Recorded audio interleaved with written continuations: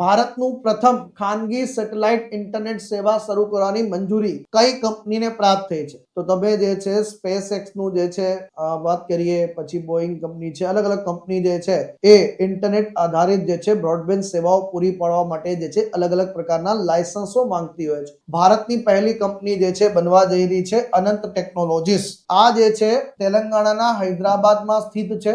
એને જે છે દેશના વપરાશકર્તાઓ માટે સ્થાનિક રીતે બનેલ જે છે નિર્મિત ભૂસ્थिर સેટેલાઇટનો ઉપયોગ કરીને સેટેલાઇટ કમ્યુનિકેશન સેવાઓ પ્રદાન કરનારી ભારતની પ્રથમ ખાનગી કંપની બનવા જઈ રહી છે. અમદાવાદમાં જે છે સ્પેસ રેગ્યુલેટર ક્યાં છે? તો અમદાવાદના બોપલમાં છે, જેને ન્યૂ સ્પેસ ઇન સ્પેસ કહીએ છે. તો Indian national space promotion and authorisation centre દ્વારા જે છે મંજૂરી પ્રાપ્ત થયેલી છે અને 2028 થી જે છે બ્રોડબેન્ડ ફ્રોમ સ્પેસ આ સેવા જે છે શરૂ કરવા માટે જે છે ઓથોરાઇઝેશન લેટર પણ પ્રાપ્ત કરી લીધું છે.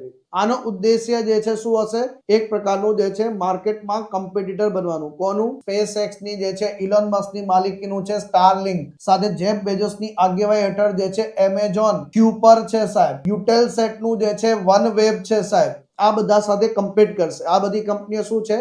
આ સેટેલાઇટ આધારિત જે છે બ્રોડબેન્ડ સેવાઓ જે છે પ્રોવાઈડ કરે છે. તો આનો ફાયદો થાય છે દૂર દરાજ ઇલાકામાં જે છે એ બ્રોડબેન્ડ સેવાઓ જે છે પ્રોવાઈડ કરી શકે છે. અનંત ટેકનોલોજીસ લિમિટેડ જે છે આ બધા કરતા થોડું અલગ હશે, કારણ કે જે છે આ 4 ટન વજનનો જે છે જીઓ સ્ટેશનરી કોમ્યુનિકેશન સેટેલાઇટ જે છે લોન્ચ કરશે અને એનાથી જે છે ભારતમાં 100 જીબીપીએસ સુધીની જે છે હાઈ સ્પીડ ઇન્ટરનેટ સેવા પૂરી પાડશે. આમનો સેટેલાઇટ જે છે એ 35,000 કિલોમીટર ઉપર જે છે ઊંચાઈ પર હશે